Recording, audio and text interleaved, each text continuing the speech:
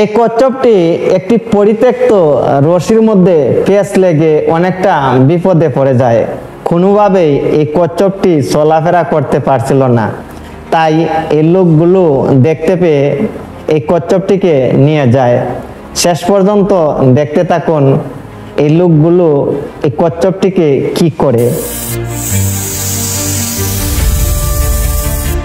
দেখুন সাধারণ একটি কচ্ছপকে মেডিকেলে নিয়ে কিভাবে পরিষ্কার করে সুস্থ করার চেষ্টা চলছে।